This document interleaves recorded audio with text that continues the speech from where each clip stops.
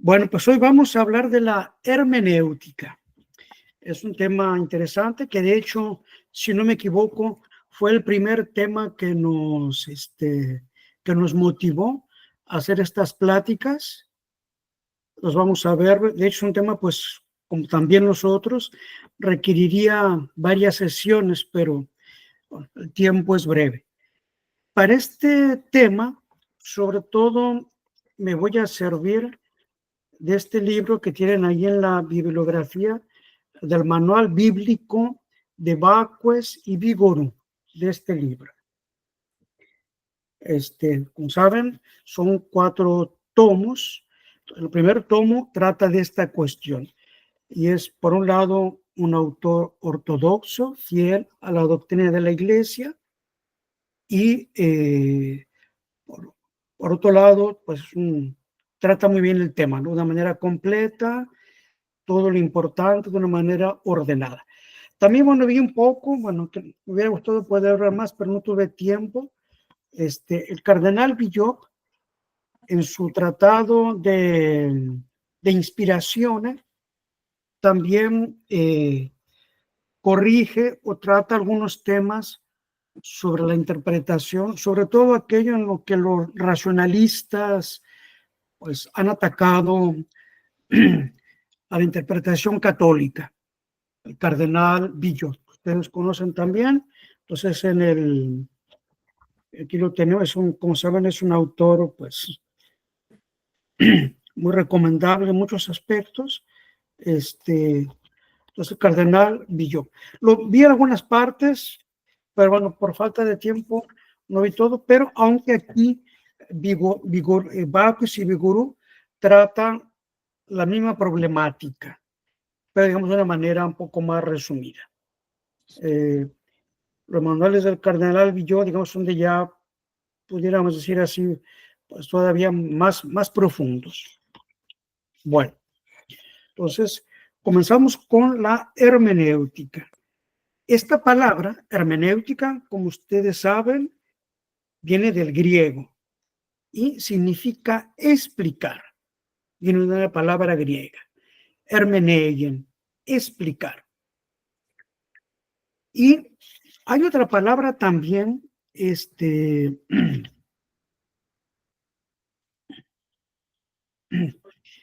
la palabra exegesis, que también viene del griego, en griego exégesis, también significa explicar. Entonces, hermenéutica y exégesis significan las dos palabras significan explicar, pero por el uso, la costumbre, el uso en las escuelas católicas hace mucho tiempo, se designa con la palabra exegesis el conjunto, con la palabra hermenéutica, el conjunto de las reglas.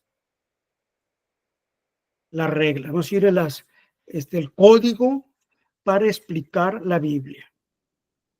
Y con la palabra exegesis se designa pues ya la explicación de un pasaje o de un libro de la Sagrada Escritura. Entonces, ya cuando comienzan a explicarse pasajes, el Evangelio, las epístolas, o por ejemplo el Apocalipsis u otros, ¿no? O por ejemplo, al principio de la Edad Media, la enseñanza de la teología se hacía muchas veces explicando un libro de la Biblia o un texto de la Biblia. Incluso los maestros de teología en su clase magistral, cuando eran nombrados, incluso eso hasta ya después de la Edad Media también, incluso ya hasta el tiempo del Concilio de Trento más o menos, en algunas universidades católicas, Salamanca u otras, aquellos que eran nombrados teólogos, que recibían el título de maestro en Sagrada Teología, pues digamos su primera clase tenían que exponer un pasaje de la Biblia. Entonces eso ya es la exegesis. Y de hecho, en la Edad Media, también se llamaban los teólogos maestro en página sagrada, magíster in sacra página, porque pues, su tarea era explicar la palabra de Dios conforme a la inteligencia de la iglesia y de la tradición. Entonces, eso es la... se le bajó un poco la cámara, doctor Arroyo. Ahí está. Bueno, sí, bueno. Entonces, aquí vamos a ver la hermenéutica. Entonces, las dos palabras significan casi lo mismo, hermenéutica o exégesis, pero por el uso, hermenéutica designa el conjunto de las reglas para explicar la Sagrada Escritura. Ya si se explica un pasaje de la Biblia o un libro, una profecía, una epístola de San Pablo, eso ya es exégesis, en el sentido moderno de las palabras. Pues por comenzar, hay que ver que la Sagrada Escritura tiene diferentes sentidos. Esto es muy importante. Tenemos por un lado el sentido literal y por otro lado el sentido místico. Son los dos sentidos fundamentales. Trataré de ser claro en esto para no revolvernos, porque a veces hay un poco de confusión incluso en los autores. Entonces, tenemos sentido literal y sentido místico. Pues, ¿qué es el sentido literal? Sentido literal también le llaman sentido histórico. Es decir, es el sentido que sale del sentido natural de las palabras, lo que las palabras dicen. ¿Sí? Digamos, lo que dicen las frases. Ese es el sentido literal. El sentido místico representa, el sentido místico es no lo que dicen las palabras, sino que lo que dicen los hechos, las personas o las cosas de la Biblia. Porque la Biblia tiene eso de particular, que a veces un hecho histórico de la Biblia o un suceso, una cosa, va a designar otra. Ese es el sentido místico. ¿Sí? Entonces, Santo Tomás nos dice, por ejemplo, en la Suma, y la prima significatio que voces significan res es sensus historicus literalis. La primera significación que las palabras indican es el sentido histórico o literal, nos dice Santo Tomás. En el mismo pasaje de la Suma, un poquito más a continuación, y la vero significatio, a res significate per voces iteron, res alia significan, dicitur sensus spiritualis, que super litteram fundatur et eum supponit. Y aquella significación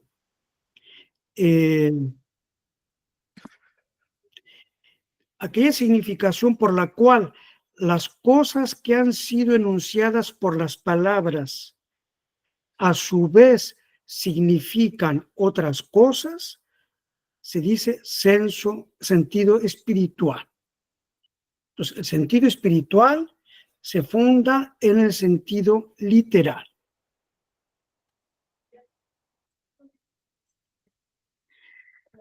Tenemos eso para comenzar. Es la primera división, el sentido literal y el sentido místico o espiritual. Sentido literal o histórico, es lo mismo. A veces los autores difieren en la nomenclatura, como muchas veces, pero ya uno cuando ve la definición entiende, ¿no? Sentido literal o histórico. Lo que las palabras dicen, las cosas que las palabras enuncian. Y el sentido místico o espiritual es aquellas cosas que están a su vez indicadas por las palabras. Después hay una cuestión teológica que se ponen los autores, si en la Biblia, si la Biblia puede tener diferentes sentidos literales a la vez. Entonces, la opinión la más común es que en la Biblia hay un solo sentido literal o histórico. Eso. Puede haber varios sentidos espirituales o místicos, pero literales o históricos, según el parecer más común de los padres y teólogos, solo hay uno. Bueno, y después, bueno, eso es lo primero, pero la cosa se comienza a complicar porque el sentido literal también se va a dividir en dos, sentido literal. Por uno del sentido propio, ¿sí? Por ejemplo, cuando el Evangelio nos cuenta el bautizo de nuestro Señor Jesucristo por San Juan Bautista, pues hay que sentir un sentido propio. San Juan Bautista bautizó a nuestro Señor en el Jordán. Pero el sentido literal también puede tener un sentido metafórico. Por ejemplo, cuando San Juan Bautista llama a nuestro Señor el Cordero de Dios. Por ejemplo, eso. Entonces, es literal, pero bueno, es evidente que San Juan Bautista usa la palabra cordero años en un sentido figurado. O, por ejemplo, cuando nuestro Señor nos dice que si queremos seguirlo, cada uno de nosotros debe tomar sobre sí su cruz. Es un sentido literal, ¿no? No quiere decir que tenemos que ir cargando todos los días una cruz. Aunque parece, aquí nos cuenta Vigorú y Baucus y Vigorú, un hecho curioso. Parece que había unos monjes en Egipto al principio que habían interpretado esta palabra de que si queremos seguir a Cristo debemos cargar nuestra cruz. Había unos monjes un poco tontos que llevaban en la espalda una cruz, una cruz de madera realmente. Había interpretado, pues, en un sentido muy material. Un poco, por ejemplo, como vemos que hacen a veces los judíos con la Biblia, ¿no? Dejando de lado, bueno, que ellos ya perdieron el sentido de la escritura, ¿no? Entonces, el sentido literal se divide en sentido propio cuando podemos tomar las palabras en el sentido obvio, lo que las palabras dicen, lo que las palabras están expresando literalmente. Y metafórico cuando pues es obvio que se está usando una metáfora. Por ejemplo, cuando San Juan Bautista nombra a Cristo Cordero de Dios. Eso está claro, ¿no? Y aquí, por ejemplo, puede venir una pregunta, pero que pues no la vamos a ver porque ya es un tema complicado y de hecho Vigorús aquí la evita, supongo que la trata en nosotros tomos. Pues, por ejemplo, uno puede preguntarse si los 6 días de la creación hay que tomarlos en un sentido propio o en un sentido metafórico. En sentido propio sería que hay que tomar los 6 días de la creación en días de 24 horas, tal como los conocemos nosotros, o sentido metafórico, pues que designan un periodo de tiempo. Aquí Baucus y Vigorú no tratan eso aquí, porque es un tema complicado. Entonces pues ya pues es simplemente para que vean que el sentido literal, pues también no es a veces así tan obvio. Bueno, y ahora pasamos, bueno, hasta aquí tienen alguna pregunta, alguna duda o objeción con confianza. Eh, Pater, ¿Sí? a mí no me queda muy claro lo de la interpretación, pues desde el punto de vista místico, espiritual. Yo creo que lo confundo en ese sentido de que, por ejemplo, la libre interpretación, ¿verdad? O que los protestantes dicen es que significa esto o aquello. Aquí estoy viendo que es el sentido espiritual, me imagino que es el mensaje de salvación o el mensaje, ahí es donde me confundo, no sé si me puede ahondar Sí, tantito más lo que es místico. sí. Bueno, mire, yo lo voy a responder brevemente, aunque pienso que el desarrollo de nuestra plática le va a aclarar eso. Entonces, el sentido, tenemos en la Biblia siempre hay un sentido literal, lo vamos a ver más adelante.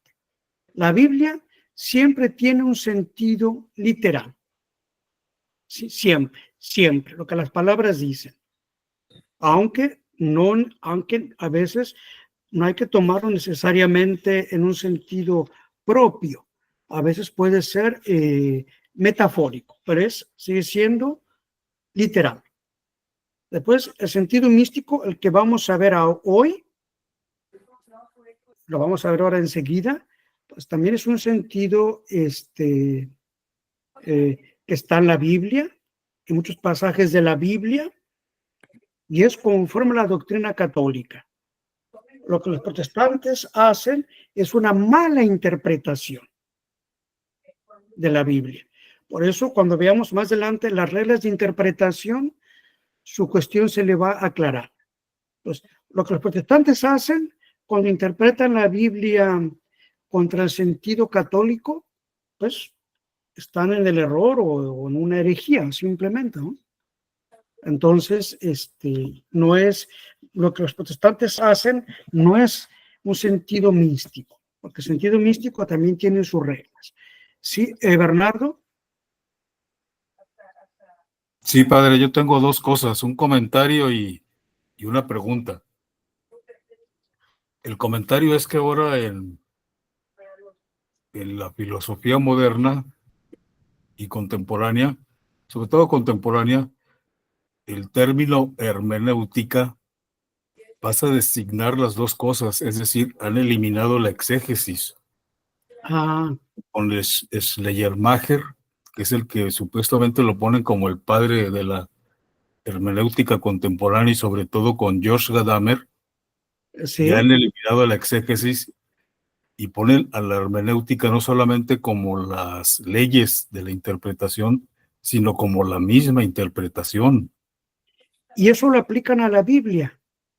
Bueno, en sentido estricto, pues en algunos aspectos, porque Gadamer era luterano y Ah, viene de Alemania, Schleiermacher también era alemán, y exacto, ahí sí, empieza la nueva hermenéutica, y luego pasa con Huxley, el maestro de Heidegger, y ahí sí, aparece la hermenéutica junto con la fenomenología, y entonces ya se vuelve la hermenéutica hoy con la semiótica, la filosofía del lenguaje, se vuelven pues prácticamente hasta como una especie de moda, y aparece el método de Gadamer, de Josh Gadamer, con sus dos libros, el método hermenéutico, y se vuelve eso, la hermenéutica más que como una ley, prácticamente como la misma ley para interpretar, claro, la misma interpretación, al grado que ya no aparece exégesis, ¿no? Entonces yo le tengo entiendo, que decir a los alumnos que existe la hermenéutica como las leyes y la exégesis como la interpretación, ¿no? Así como usted lo está diciendo, porque es lo que yo aprendí también en el seminario, ¿no? pues Que la sí, exégesis es la interpretación. Y ahora no, ahora la misma hermenéutica es la interpretación, ¿no? entiendo, sí. Pues mire, digamos, sí, entiendo, sí, su intervención me parece oportuna. Entonces, aquí, como ustedes saben, pues seguimos, digamos, el uso común de la Iglesia Católica, porque estamos Sí, en la Sagrada Escritura, ¿no?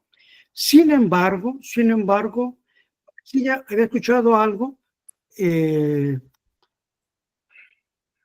Sin embargo, había escuchado que un momento, porque alguien quiere ingresar. Ah, ya. Sí. Mm. Sin embargo, porque también he visto, a veces en otras disciplinas, en literatura, por ejemplo, a veces, pues, ya fuera en ciencias profanas, pues usan la palabra hermenéutica para interpretar, por ejemplo, textos literarios o incluso, por ejemplo, también incluso textos científicos. Sí, Lo que un físico, alguien que está en las ciencias biológicas, en la química, lo que quiso expresar, en eso, digamos, usan el sentido hermenéutico, pues como todo, ¿no? La interpretación de los textos. sí, Digamos, en lo que es las ciencias profanas, de mi humilde punto de vista, pues no hay problema, ¿no? Si lo que se trata es entender lo que un texto dice, un texto sea literario o histórico o científico, pues son al fin y al cabo son nomenclaturas para, pues para saber de lo que se habla, ¿no? Entonces, ahí en ese caso, pues hay que ver si las conclusiones que un autor saca al interpretar un texto de una ciencia profana, si son válidas, si están argumentadas, si son serias, ahí no. Pero si hablamos de la Sagrada Escritura, la ciencia sagrada, de la teología, de la Biblia, pues ahí tenemos que tenernos a esto, porque los autores protestantes son peligrosos, ¿no? Incluso cuando dicen alguna cosa que es verdadera, si uno no está bien preparado, bien armado, pero pueden a uno inducir en el error, ¿no? O en falsedades o en herejías, ¿no? Entonces, si es Biblia sobre la Sagrada Escritura, pues hay que seguir el uso común de la Iglesia. claro, Ahí, claro.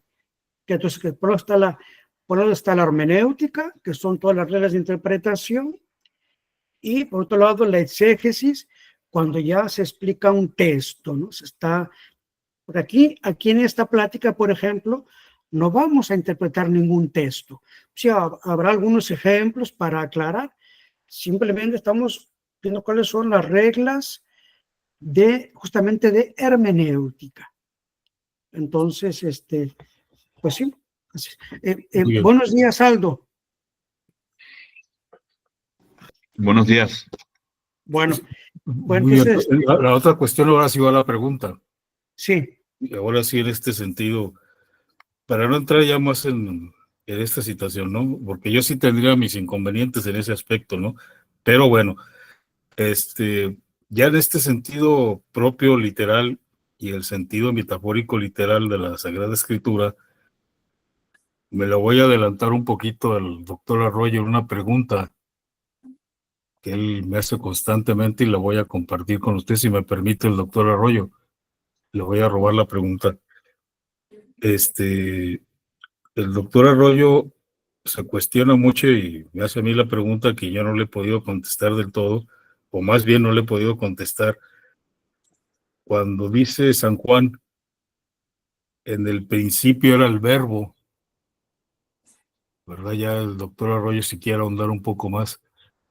Eso en el principio es con respecto a Dios y con respecto a la criatura, el hombre. Pues evidentemente en Dios no hay principio ni fin, es eterno, ¿no? ¿En qué sentido se puede tomar? ¿Metafórico? ¿Literal? Literal, ¿no? Sí, por eso Claro, le la pregunto. palabra principio, pues hay que ver también el original, ¿no? La palabra principio no hay que entenderla en el sentido que nosotros lo usamos hoy en día en el español, ¿no? En latín es in principio, que no tiene el mismo significado exacto que en español. Bueno, y si vamos al texto griego, aunque, bueno, no soy no soy especialista, como dice creo que en griego es inarge, algo así. En griego es inarge, y pues tampoco mucho menos. Ahí tiene significado que nosotros le damos, ¿no? Yo creo que ahí, bueno, así una primera respuesta breve, y después tendría que verificar y ahondar, pues significa que el verbo es el principio de todo. En ese sentido, hay que entenderlo, yo creo, ¿no? No es el principio temporal con respecto a, por ejemplo, que le estaba al principio de la creación, ¿no? Que es el principio de todo. La causa, digamos, Aristóteles diría la causa primera. Creo que es en ese sentido que hay que entenderlo, ¿no? Si ustedes me permiten, para la próxima sesión, pero por favor usted me lo recuerda, Bernardo, Sí. voy a Ya se ver habló el doctor, podría ser, porque la pregunta es, digamos, es original del doctor, no es mía, no es que yo aproveché el momento, pues digo. pues me parece muy bien. Pues, Doctor, si me permite, voy a ahondar el significado de esa primera palabra del Evangelio de San Juan, creo que es inarge, enjologos, algo así en griego. Entonces voy a ver cuáles son la explicación completa de los exégetas católicos, y que desde luego, bueno, va a ser la interpretación de los santos padres. Como una primera, yo pienso que, bueno, San Juan designa al verbo como el principio de todo, como la causa primera de todo. Pero eso digamos, es intemporal. Pero bueno, volvamos a nuestro tema, si les parece. Bueno, entonces acabamos de ver el sentido literal. El sentido literal es lo que designa las palabras, pero que se pueden tomar en sentido propio, y desde luego, pues en el texto, en la Vulgata o en el texto original, ¿no? Por ejemplo. Perdón, padre, el doctor levantó la mano, ¿eh? Antes... Perdón. Sí, doctor, dígame. Es abundar en lo que dijo el maestro Bernardo. Gloria al Padre, el Hijo y el Espíritu Santo, así como era en un principio, ahora y siempre, por los siglos de los siglos. Amén. Y la verdad que literalmente, pues yo me voy con el sentido de que todo tuvo un principio. Y no es así, porque en Dios no hay principio ni fin. Exactamente. Entonces, ¿eso está mal puesto o yo lo interpreto mal? Es mi pregunta. Pues sí, hay que ver, digamos, yo creo que lo primero es que no tenemos que la palabra sicutera, en el caso del gloria, ¿no? Sicutera in principio, ¿no? Es como dice la versión en latín en la iglesia, pues no hay que interpretarla según el uso común contemporáneo en español. Entonces, principio significa un comienzo temporal de algo, ¿no?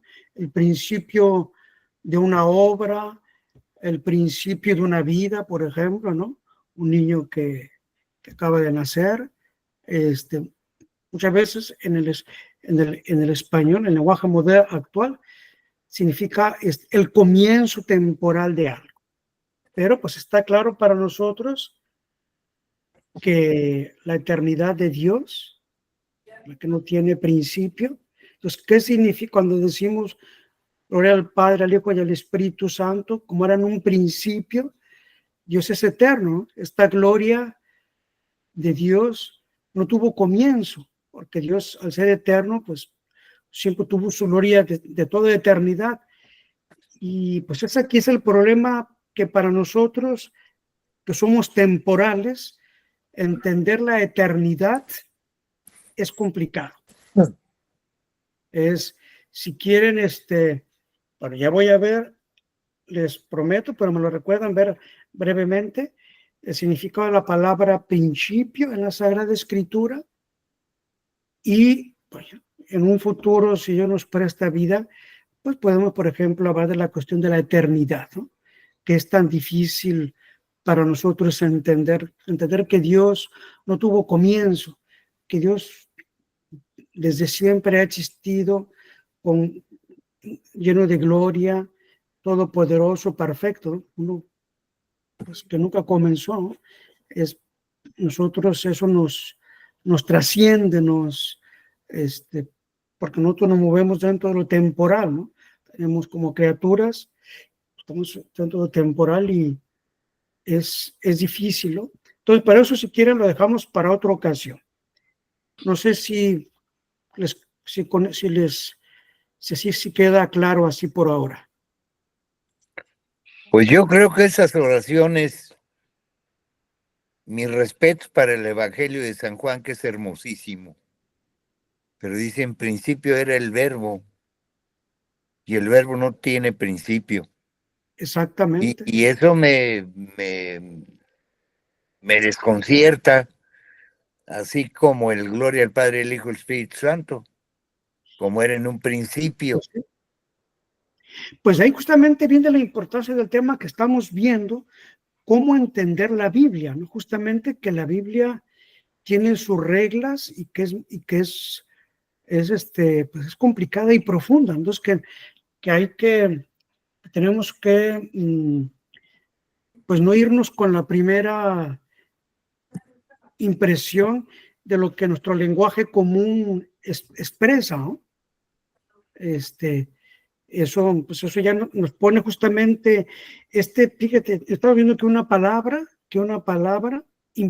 principio, pues nos pone nos debe llamar la atención, ponernos en guardia, cómo tenemos que ser, no caer en ligereza cuando leemos la Biblia, y también comprender, pues, por qué los santos padres, los teólogos durante siglos, sus especulaciones y explicaciones pues han sido tan abundantes y no terminan, ¿no? Cuando vemos, por ejemplo, las obras de los santos padres, ¿no?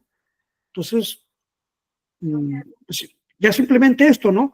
Esta palabra que vamos a volver, pues tiene que justamente entender que la explicación de la Biblia, entender la Biblia es complicado. Por ejemplo, esa palabra de San Juan, en el principio era el verbo, las primeras palabras del Evangelio de San Juan, o incluso también en el Génesis, como ustedes lo saben, ¿no? Cuando creo que también comienza con esas palabras, en el principio creó Dios el cielo y la tierra, ¿no? Entonces, ¿qué significa esa palabra en el libro del Génesis, ¿no? En el principio que Dios el cielo y la tierra. Pues ahí va a tener una significación un poco distinta que el sentido que le da San Juan, ¿no? La palabra principio, ¿no? Son temas muy delicados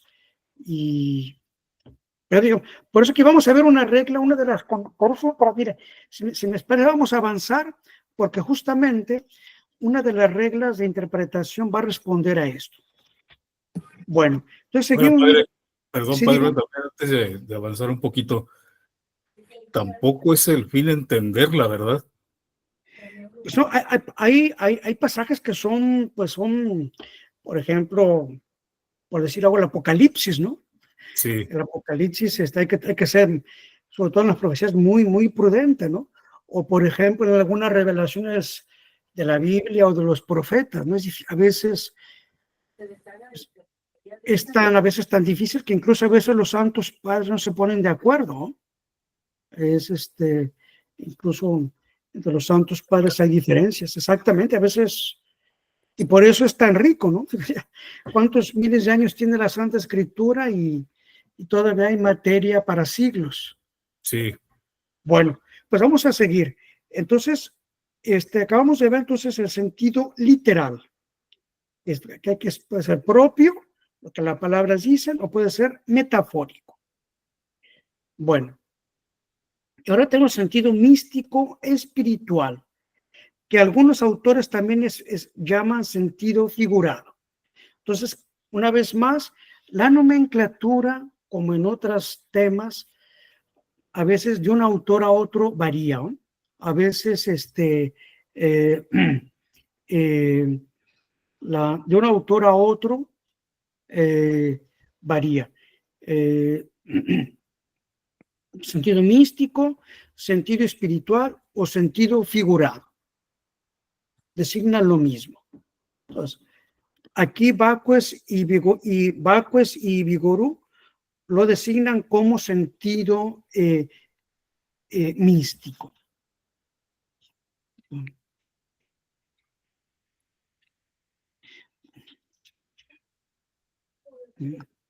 Bueno, entonces el sentido místico no es el que dan las palabras, es el que nos es dado por las cosas que las palabras expresan, el sentido místico.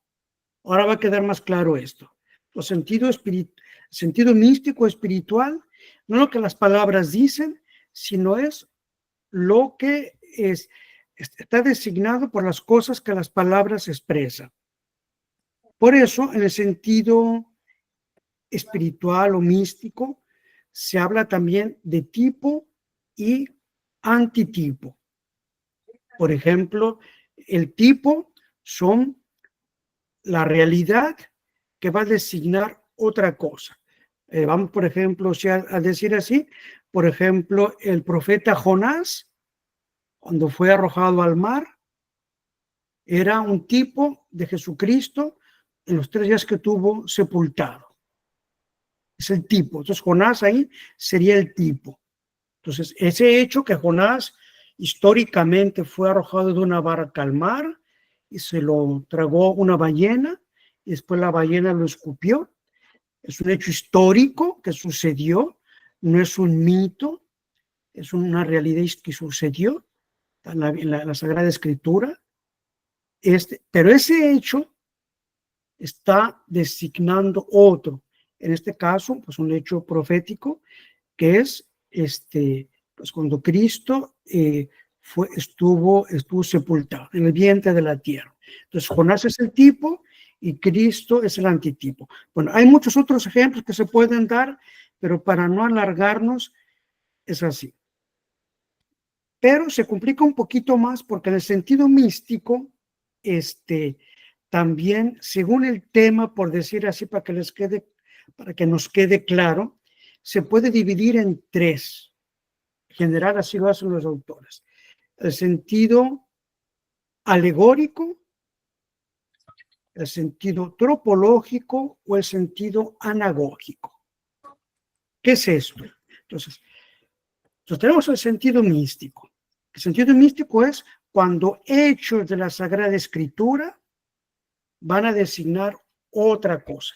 Hechos que son históricos, pero a su vez designan otra cosa.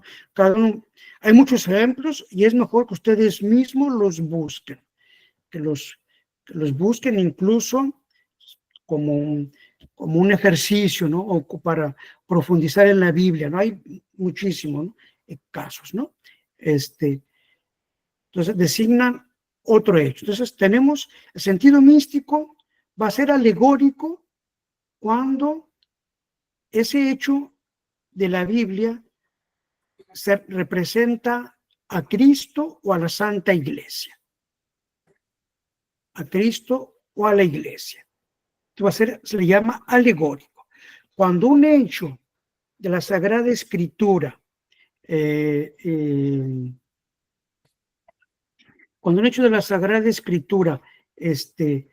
designa a Cristo o a la Iglesia futura, estamos hablando del Antiguo Testamento, se le llama alegórico.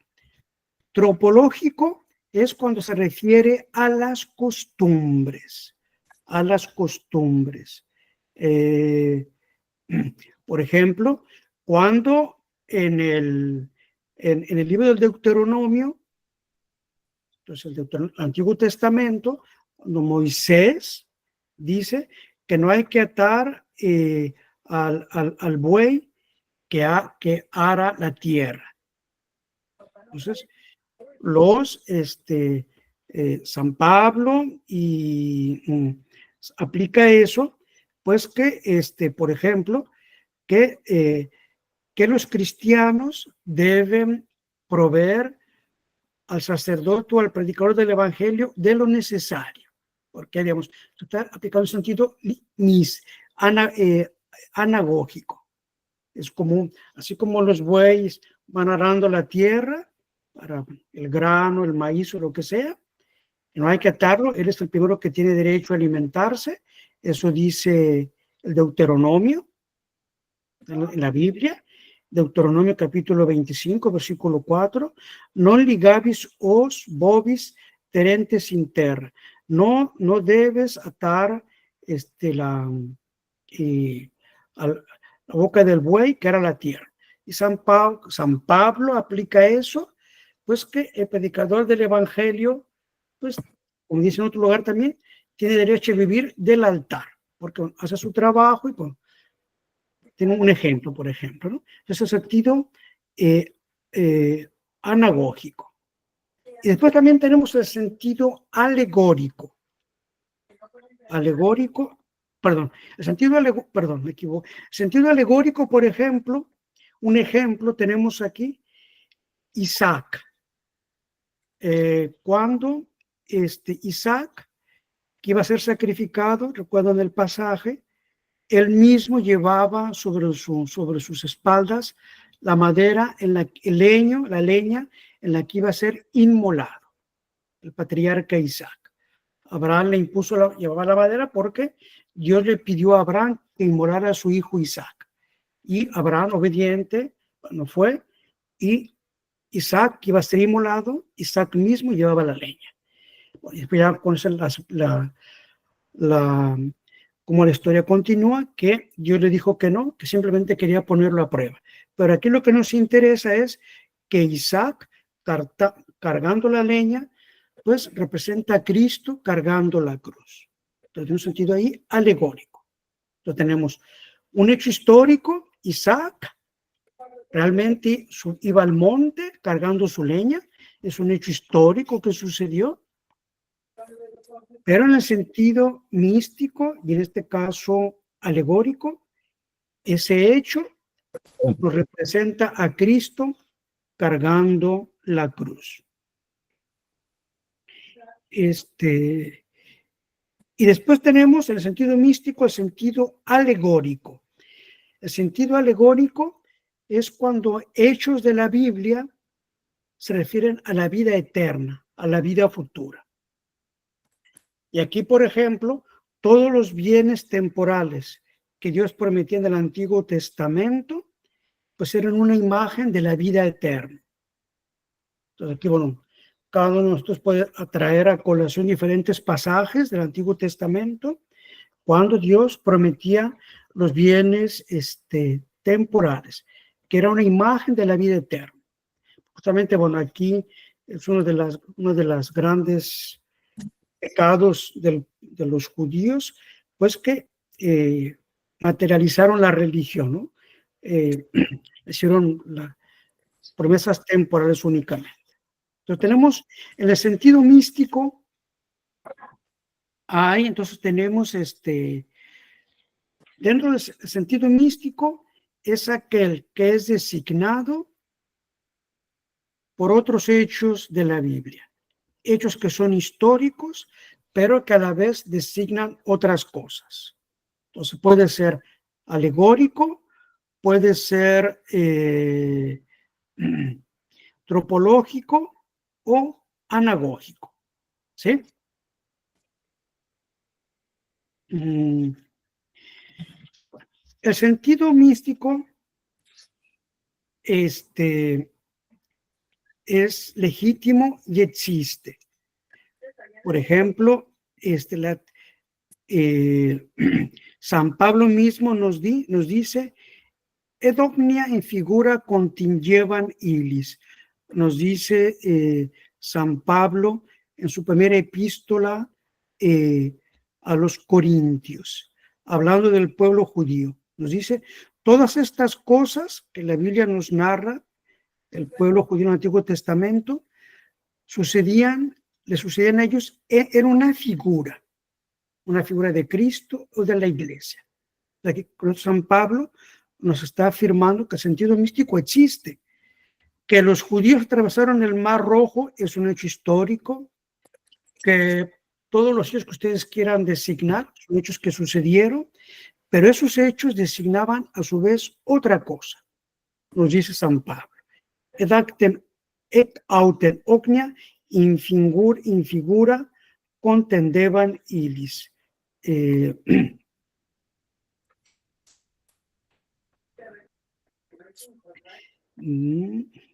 También nuestro Señor, por ejemplo, nuestro Señor nos da un ejemplo de esta interpretación cuando habla de la serpiente de bronce que Moisés levantó en el desierto.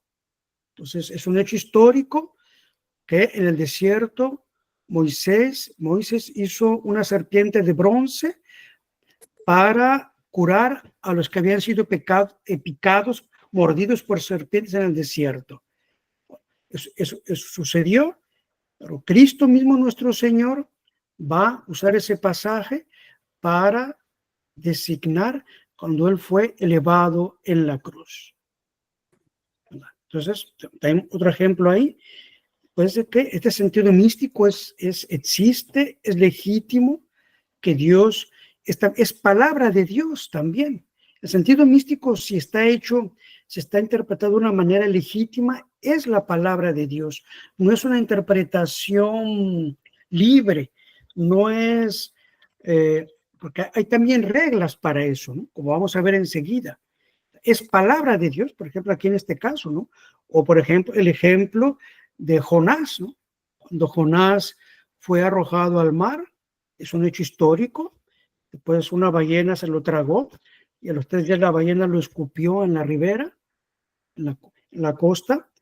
Pues Cristo nuestro Señor se refiere a ese hecho como su sepultura y resurrección. Entonces, por Dios, por medio del profeta Jonás, de un hecho, profetizó la sepultura y resurrección de Cristo. Es decir, que las profecías en el Antiguo Testamento muchas veces son hechos, no son palabras, son hechos. Por ejemplo, Moisés, que hizo la serpiente de bronce, Jonás, que fue arrojado al mar y se lo tragó una ballena. Eran profecías, esos hechos eran profecías. Entonces, tenemos aquí, bueno, y después todos los padres han admitido la existencia del sentido espiritual. Algunos incluso, como por ejemplo Orígenes, nos dice aquí Bacues, pues lo han un poco exagerado de más, ¿no? Por ejemplo, Orígenes interpretaba todo en un sentido místico, todo, ¿no? Pero todos los padres unánimemente han admitido la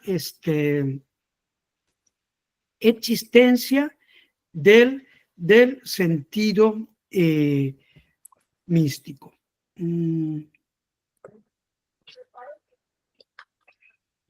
San Agustín nos dice en uno de sus libros, ognia vel pene ognia, coinvetiris testamenti libres gesta continentur, non solum proprie, sedesiam figurate accipienda sum. Todo o casi todo,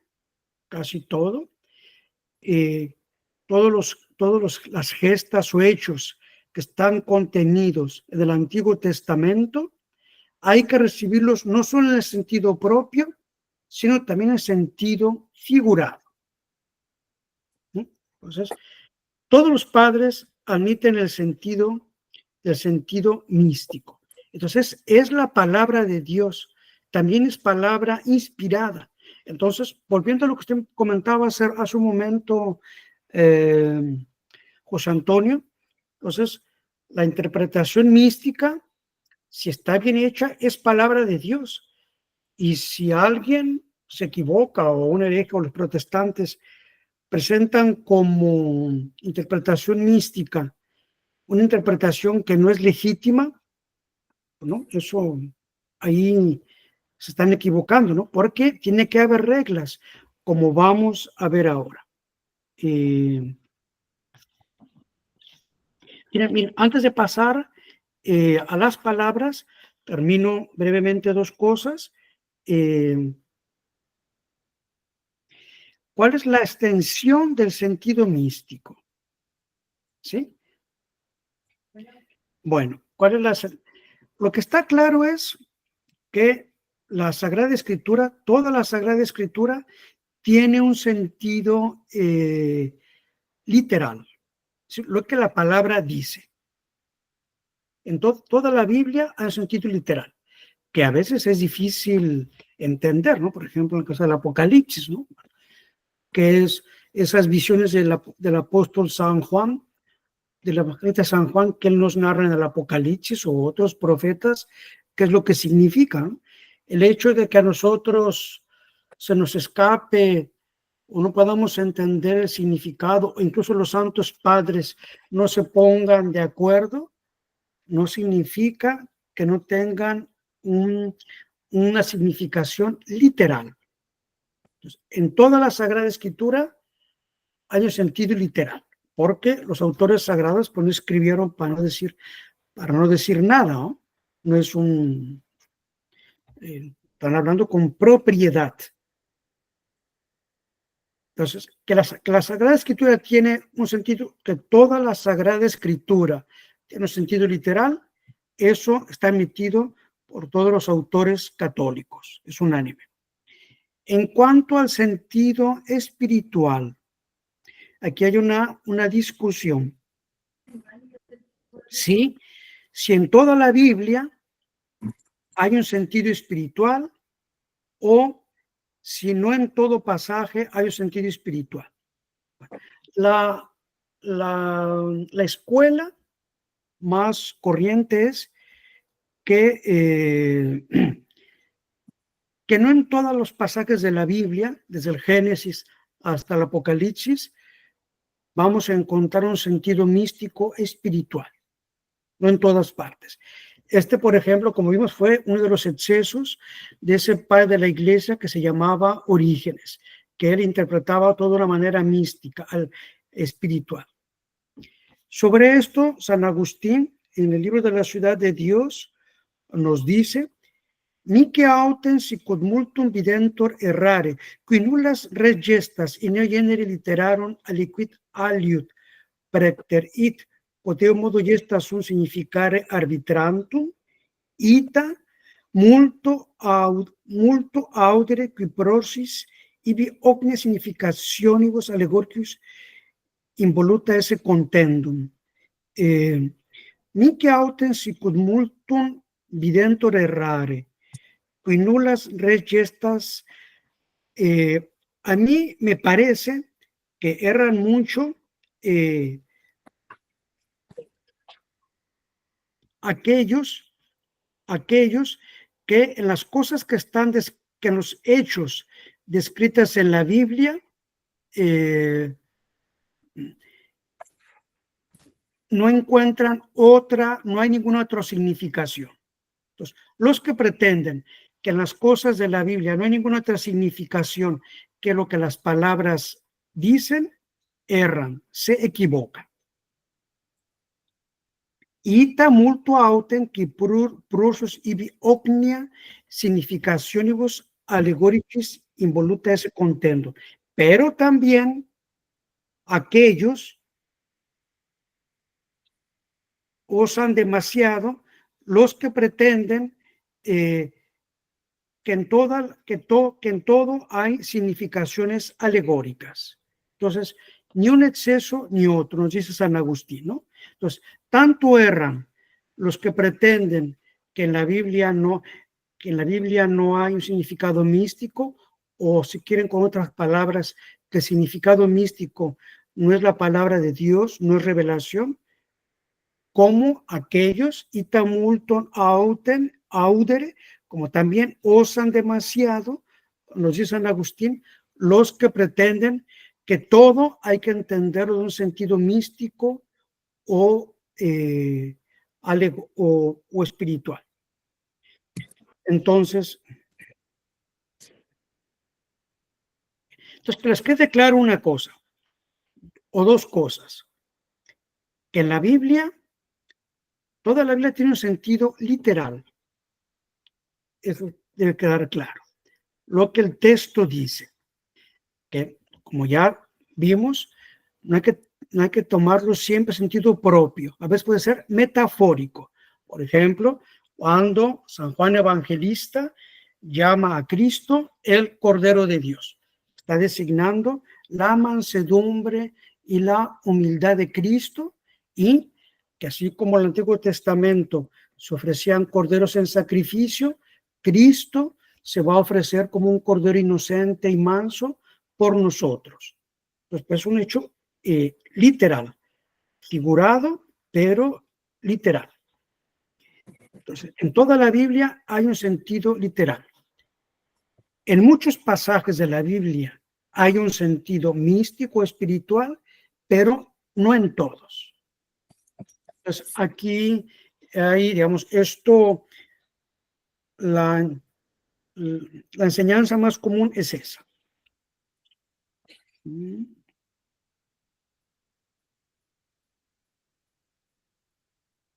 Y pues otra cosa importante, aquí es muy importante tener claro, pues aquí nos dice que en el Nuevo Testamento, no hay ninguna figura o tipo propiamente dicho. Y esto pues está claro y es lógico. ¿Qué es lo que es una figura o tipo? Como lo vimos hace un momento. Figura o tipo son aquellos hechos del Antiguo Testamento que sucedieron, que fueron hechos históricos, pero que ellos mismos designan algo futuro. ¿Está claro por qué? Porque el Antiguo Testamento era una preparación para el Nuevo Testamento. El Nuevo Testamento es el cumplimiento de la obra de la redención. Ya no habrá otro testamento. El Nuevo Testamento ya es la perfección. Entonces, en el Nuevo Testamento, no, estrictamente hablando, no hay tipos o figuras. Es decir, no hay hechos que designen un tipo futuro. Lo que puede haber es, pues, que algunos pasajes de la Biblia, pues, que designen cosas de la vida eterna, ¿no?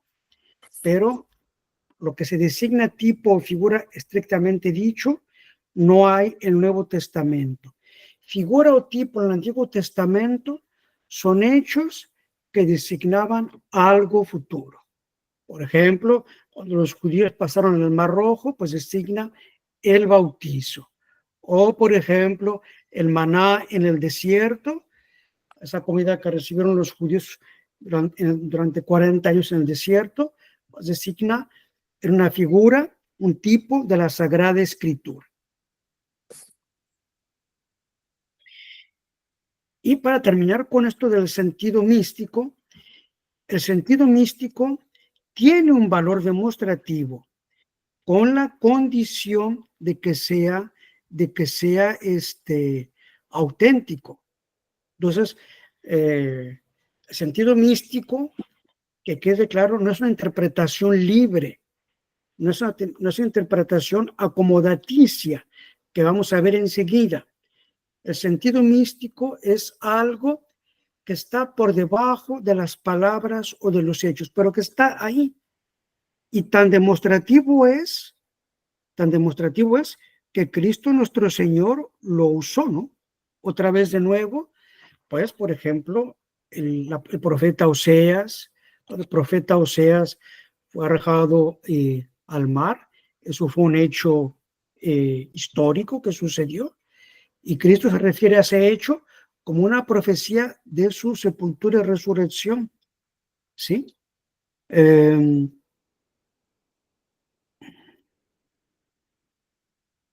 O, por ejemplo, el apóstol San Pablo, en su epístola a los Hebreos, cita una palabra del rey David, o profeta David también, que David le había dicho de Salomón, y el apóstol San Pablo la va a aplicar a Cristo. Entonces, David había dicho de Salomón, no, perdón, Dios había dicho al rey David acerca de Salomón, y fue el profeta Natán quien se lo dijo. Entonces, el profeta Natán le dijo a David, refiriéndose a su hijo Salomón, ego ero ili in patrem editsi eremique in filium. Entonces, el profeta Natán fue a encontrar al rey David y le dijo, refiriéndose a su hijo Salomón, ego ero ili in patrem. Yo seré su padre, et itse eremique in filium, y él será mi hijo, que está en el libro de los Reyes. Y bien, el apóstol San Pablo aplica estas palabras a Cristo nuestro Señor. Entonces, el sentido místico también es demostrativo,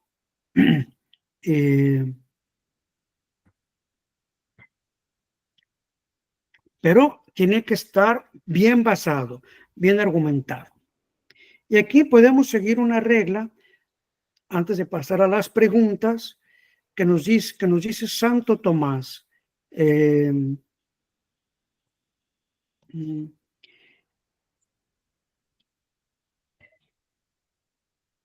Dice, es solo literal, momento para no equivocarme.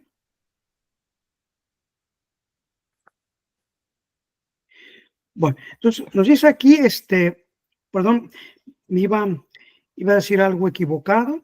Entonces, el sentido místico es demostrativo, es palabra de Dios. Sin embargo, en la controversia hay que tener cuidado, porque pues puede ser fácilmente contradecido o refutado. Y por eso Santo Tomás nos dice, y aquí viene lo que él dice, que en la controversia es mejor siempre basarnos en el sentido literal. ¿Por qué? Porque hay una regla, que cuando una cosa cuando hay una verdad que es dicho de manera figurada o espiritual por un pasaje, va a haber otro pasaje que la dice de una manera literal. Entonces, todo lo que está dicho en la Biblia de un sentido espiritual o místico será dicho en otro pasaje de una manera literal.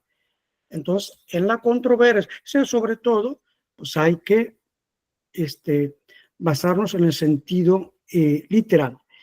Nos dice Santo Tomás, è solo literali senso posse traì argumentum, qui anique su spirituali senso continetur fidei necessarium, quod scriptura per litteram sensum alicubi manifesta non tradat.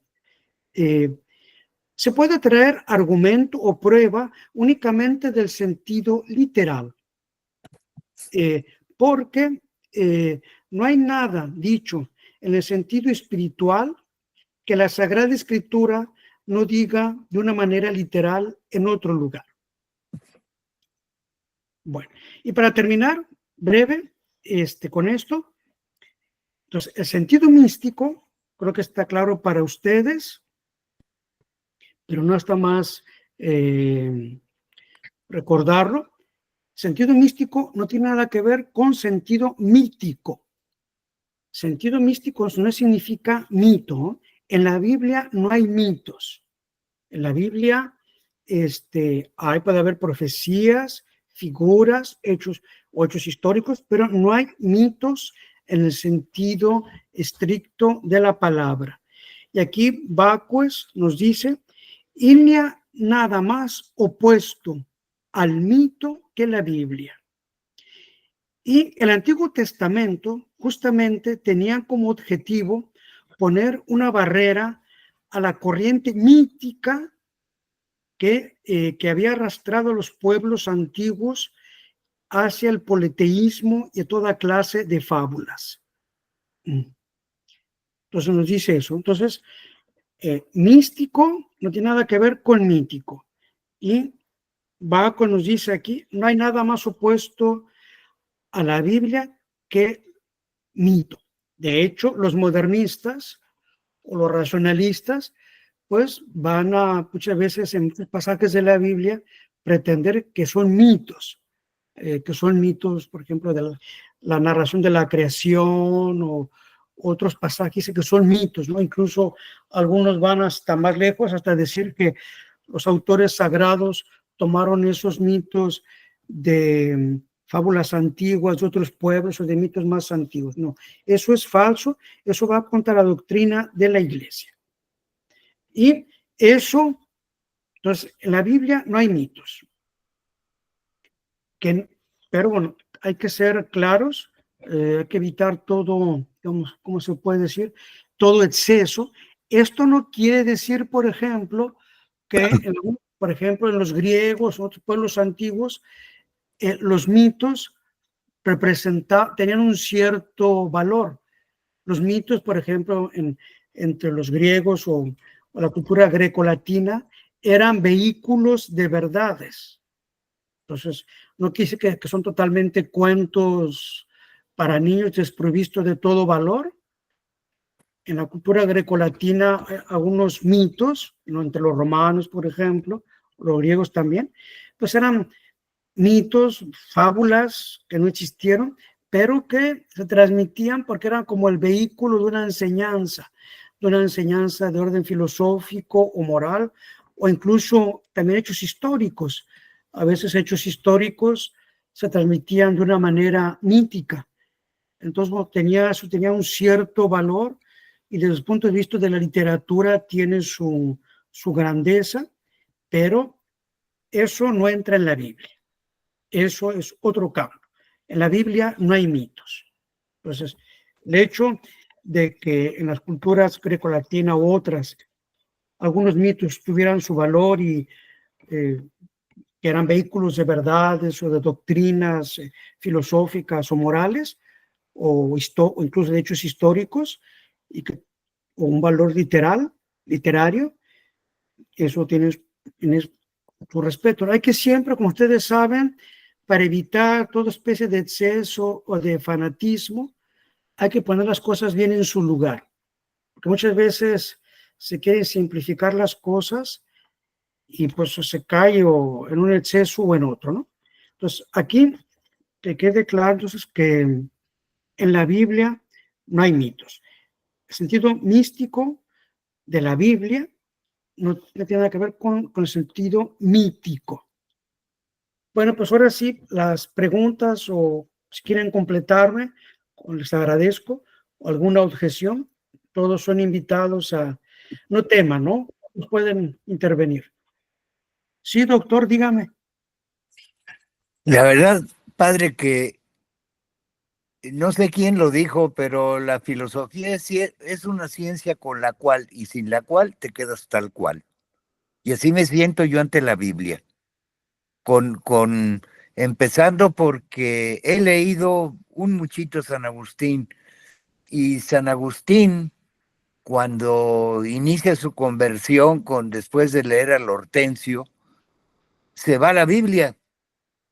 Y la verdad, no puedo decir que le asqueó, pero algo muy parecido, porque hay pasajes, por ejemplo, yo doy por entendido que Dios es omnisciente. ¿Por qué le pide a Abraham demostrarle su amor si él lo sabía? Su fidelidad, él lo sabía. Son pasajes, la verdad, muy duros. Y el mismo San Agustín dice que Dios tienta para enseñar y el demonio para engañar. Y ese pasaje de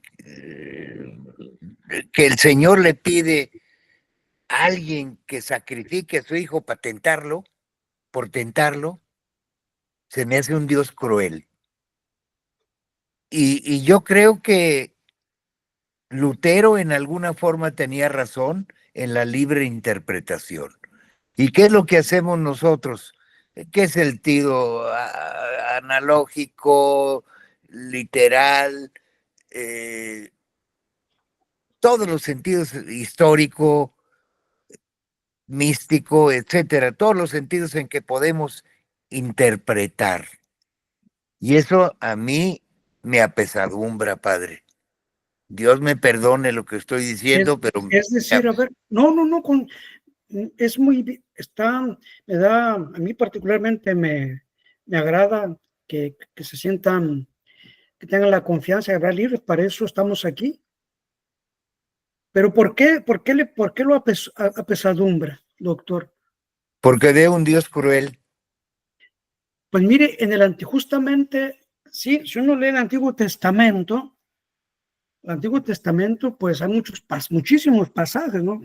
Casi cada libro del Antiguo Testamento está lleno de hechos, pues a veces incomprensibles, ¿no?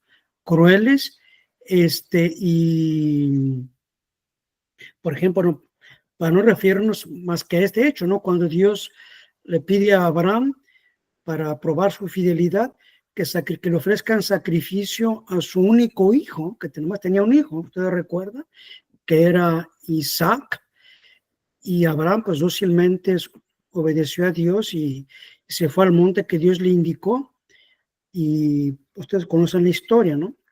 Isaac iba cargando la leña sin saber qué iban a hacer. Ustedes recuerdan, ¿no? Que Isaac le preguntaba a Abraham, bueno, papá, vamos al monte a sacrificar, aquí llevamos toda la leña, ¿y dónde está la hostia que vamos a ofrecer?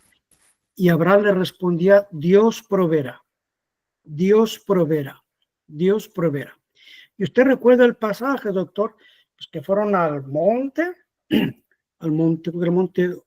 corríjame si me equivoco, Oreb creo que era,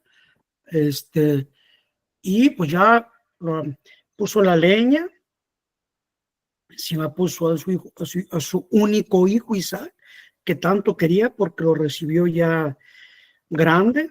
Al principio su mujer no podía tener hijos, entonces pues imagínense, bueno, el gran sacrificio. Y cuando estaba a punto, cuando levantó el cuchillo, un cuchillo de piedra para ofrecerlo, un ángel, ustedes saben, le detuvo la mano a Abraham. Ustedes están ahí. Y yo le dijo, no lo hagas, ahora sé que, pues, que eres fiel, etcétera. Y Abraham se volteó y al lado vio una ternera, que era un ternero, que con sus cuernos se había atado en unos matorrales ahí, que estaba ahí, que no se podía, que había quedado ahí atrapado. Pues entonces, sí es, por un lado se ve, bueno, esa crueldad, vamos a decir, pero por otro lado, bueno, la confianza de Abraham, que es, en este caso, es el ejemplo que Dios nos quiere dar, y que cuando Abraham respondía a Isaac, Dios proveerá, pues Abraham no sabía qué era lo que iba a pasar, pero él confiaba en que el momento llegado Dios estaba dispuesto a hacer lo que Dios quería. Pero esto nos muestra en este pasaje de Abraham que es que en realidad la criatura no es nada, ¿sabe? Por un lado eso, la criatura no es nada, no estamos en las manos de Dios, somos polvo, somos nada, ¿no? Como se dice en miércoles de ceniza, recuerda, hombre, que polvo eres y en polvo te convertirás, y que estamos en las manos de Dios, como hablábamos al principio contando algunos sucesos, pues que la vida es tan frágil y que el hombre no es nada, ¿no? Por un lado eso, y por otro lado, esos hechos del Antiguo Testamento, crueles, incomprensibles, muchos de ellos, nos hacen sobresaltar la bondad de Cristo nuestro Señor en el Nuevo Testamento. Tenemos ahí dos mundos, ¿no? Y por otro lado, también antes de dejar a la palabra, pues la ceguedad de los que no creen en Cristo, por ejemplo, como los judíos, que se pegan al Antiguo Testamento, cuando está lleno de cosas incomprensibles, ¿no? Entonces, sí, la Biblia es, por eso es importante pues, leerla con comentadores y también para terminar, pues que Dios quiso mostrarnos por a veces, a través de esos hechos crueles y duros, el valor de la gracia, el valor de la fe y sobre todo de la vida eterna, ¿no? Y la redención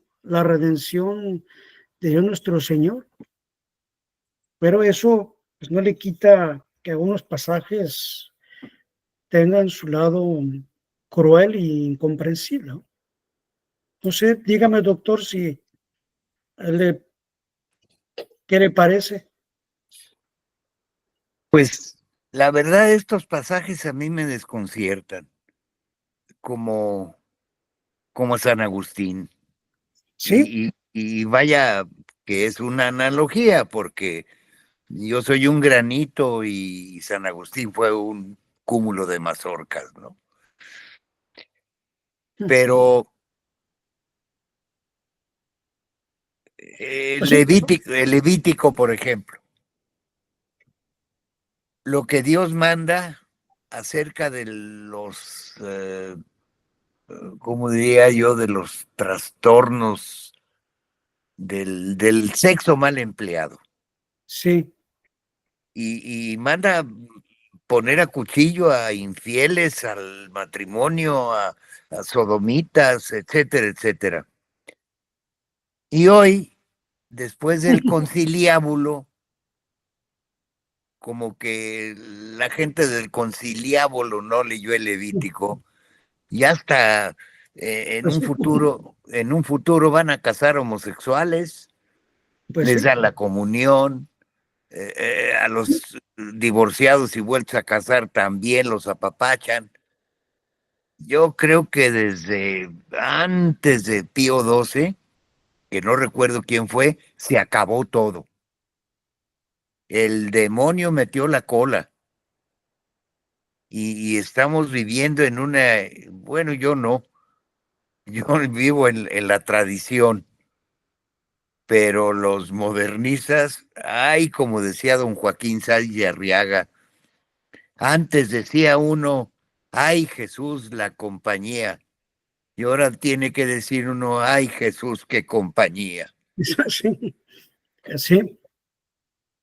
Pues sí, pero pues justamente, mire, eso que estoy de acuerdo con usted, esos hechos, castigos a primera vista tan crueles que en el Antiguo Testamento, pues muestran también que Dios quería manifestarnos la gravedad, ¿no? De esos pecados, ¿no? De esas conductas, ¿no?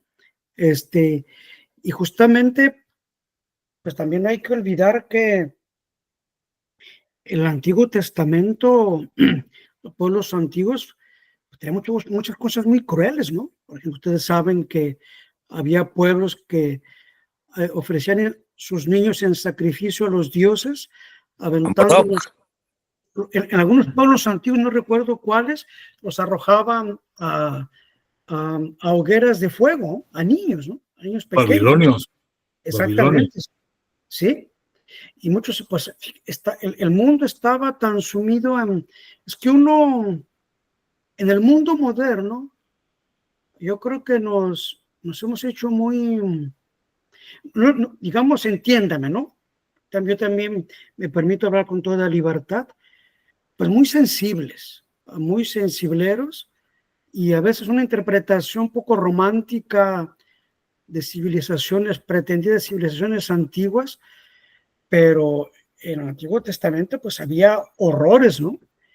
Y entonces el Antiguo Testamento, digamos, no podía haber un salto de ese mundo, un salto demasiado grande, ¿no? Entonces por eso Dios escogió a un pueblo para preparar la venida del Redentor y de la Santa Iglesia, ¿no? Y como saben, pues la Iglesia es el nuevo, la Iglesia Católica es el nuevo pueblo elegido, ¿no?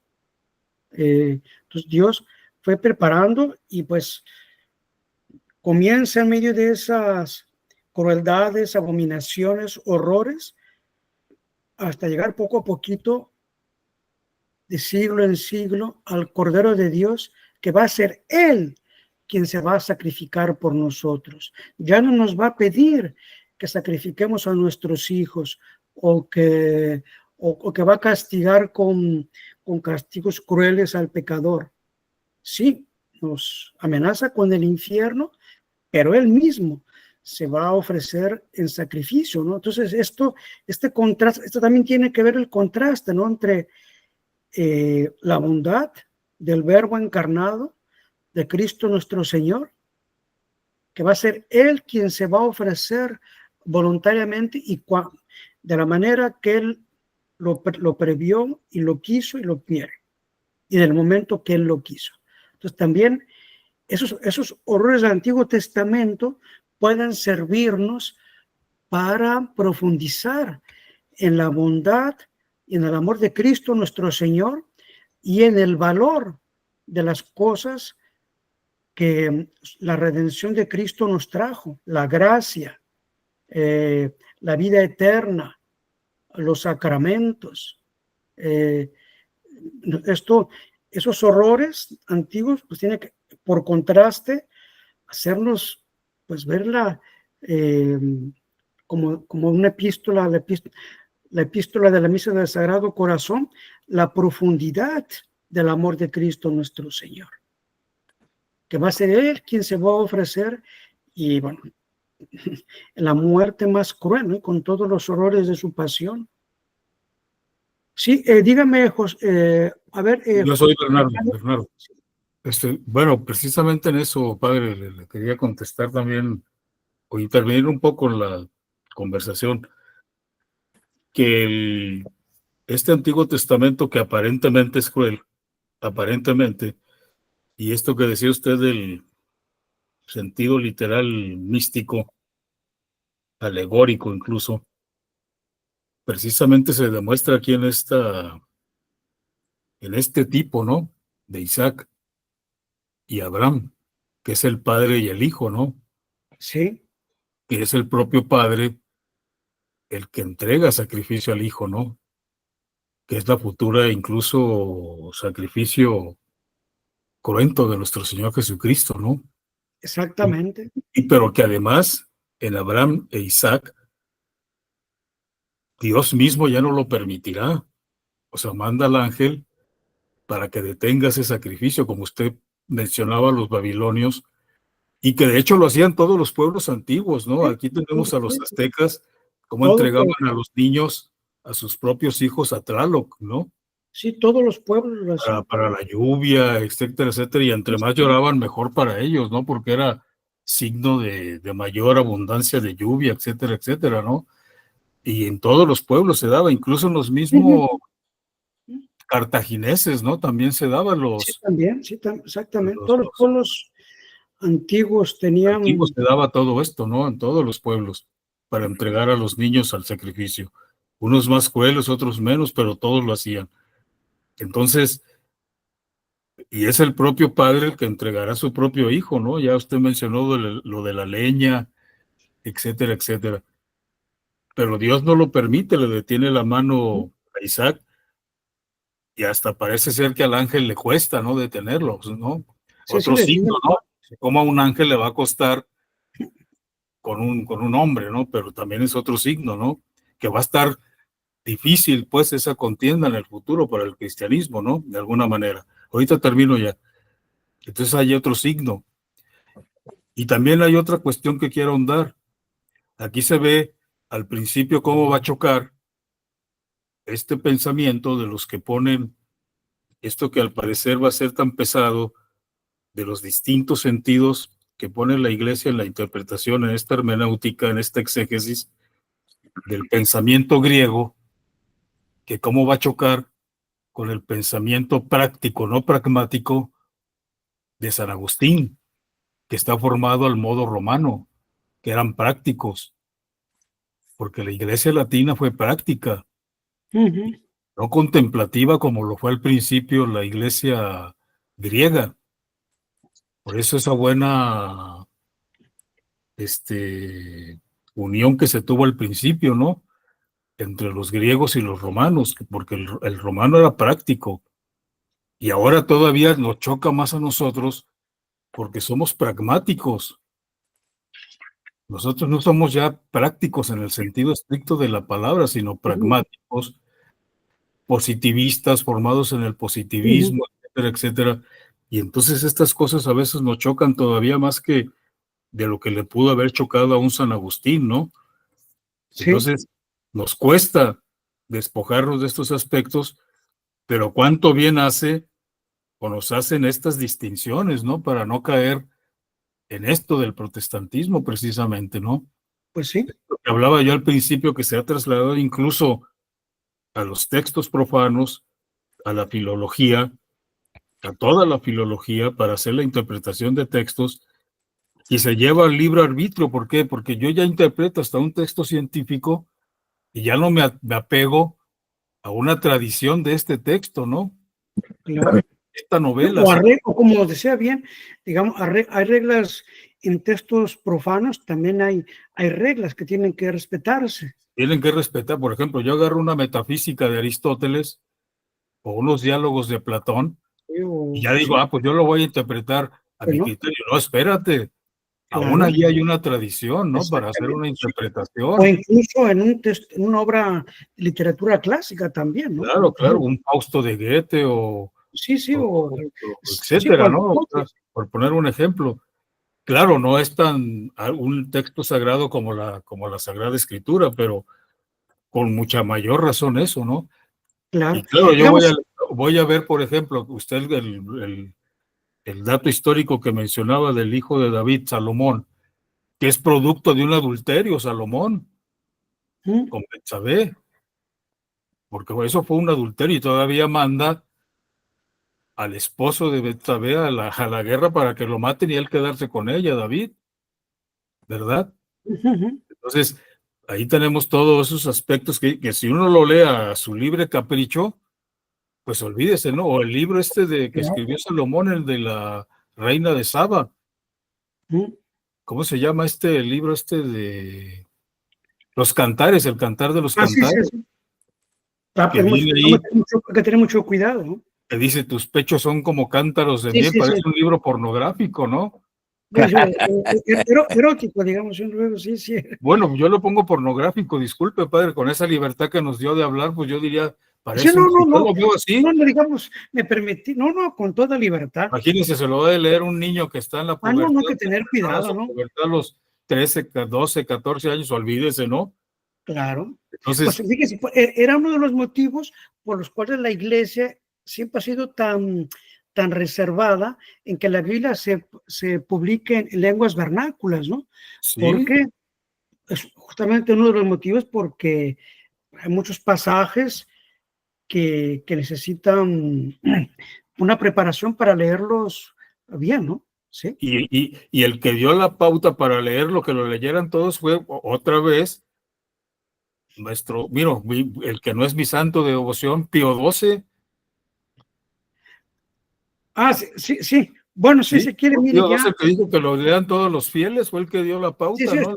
Si quiere, mire, ya hablaremos de ese tema. Digo, pues, para no desviarme, pero entonces sí se necesita una... Claro, sí. Simplemente por comenzar, que la iglesia siempre fue tan circunspecta en que la Biblia se publicara en lenguas vernáculas o modernas, si se quiere, y que si se hacía, tenían que ser publicadas con notas y una traducción,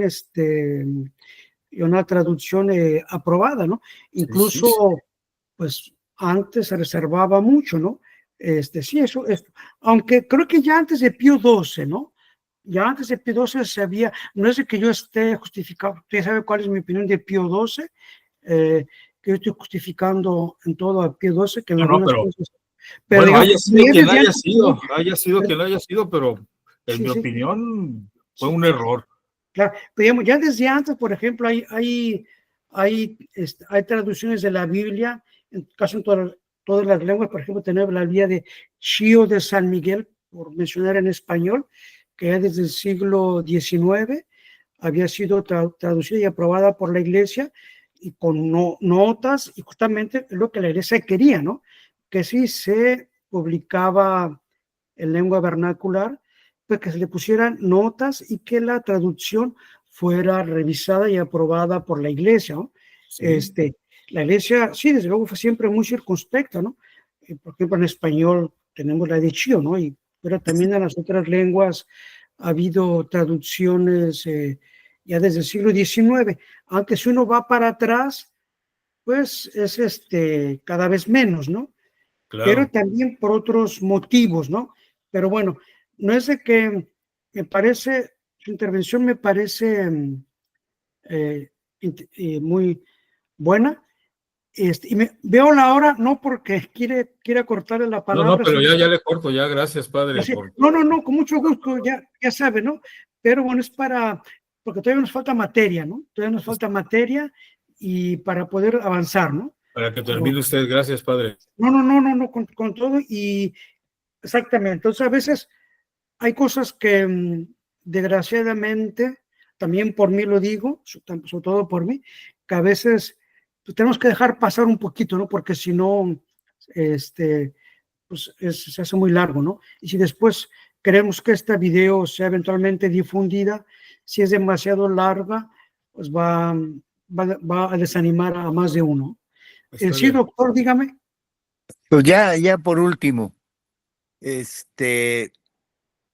un punto es que la creación del infierno, que no fue de Dios, y lo único que me encuentro por ahí, a modo de explicación, es de San Agustín en la Ciudad de Dios, capítulo 21, que la creación del infierno fue obra del libre albedrío del hombre y de los ángeles. No me contesta. Sí, hay que entender eso, mire. Bueno, primero, una de las reglas que vamos a ver de interpretación de la Biblia, eso va a aclarar más, por eso quería avanzar. Primero sabemos que el infierno existe. Eso es un dogma de fe, ¿no? El infierno existe y el infierno, Dios lo hizo, ¿sí? Dios lo creó para mandar a Lucifer y a los ángeles que con él apostasiaron, que con él se rebelaron. En el principio no existía el infierno, pero cuando Lucifer se rebeló contra Dios y que Dios, bueno, lo castigó, ahí Dios creó el infierno, porque el infierno existe, es un lugar físico, y pues sabemos que nada de lo que existe ha sido creado por otra causa que no sea Dios. Lo que San Agustín dice que nosotros lo creemos es en el sentido que pues uno con sus actos, como los ángeles con los suyos o con el suyo, pues se hicieron acreedores de esa pena. Y que Dios no nos condena. La gente muchas veces dice, que en el lenguaje corriente lo decimos, que Dios nos va a condenar. Digamos, sí, en un sentido sí, pero en otro sentido nosotros mismos, con nuestra mala conducta, con nuestros pecados, somos quienes nos hacemos acreedores de la pena del infierno eterno. Y tan es así, bueno, que todos los teólogos, dicen muchos comentadores, que si eso es falso, ¿no? El infierno es eterno y no tiene fin. Pero si por una suposición un condenado pudiera salir del infierno y volver al mundo, volvería, él mismo volvería. Por eso Dios los manda al infierno, ¿no?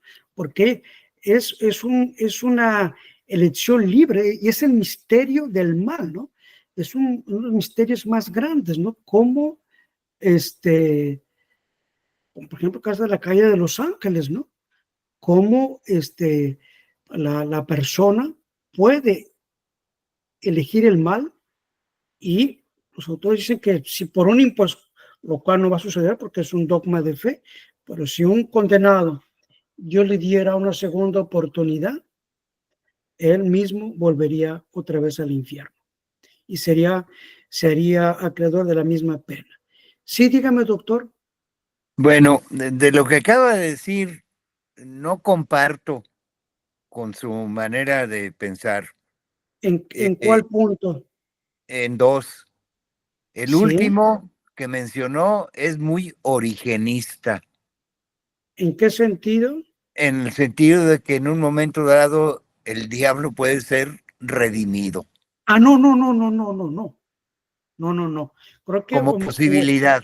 no, no, no. Si quiere comenzamos con esa. O bien me expresé mal, o bien ustedes no me entendieron bien. No, el infierno es eterno, no tendrá fin. Y ni los demonios, ni los condenados su pena tendrá fin, es eterno. Lo que les quise decir es que los que están en el infierno están por su propia culpa. Y tan es así, lo cual es un misterio, que si por un imposible, lo cual no va a suceder, ¿no? Les vuelvo a decir, si por un imposible, que quede claro eso, un condenado pudiera volver a la tierra y Dios le diera oportunidad, él mismo de nuevo se condenaría. Eso para decir que cuando Dios condena a alguien es por su culpa. Y es el misterio del mal, ¿no? El misterio de que podemos hacer un uso muy perverso de nuestro libre albedrío. Entonces, no, de ninguna manera comparto la opinión de Orígenes, no, de ninguna manera, ¿no?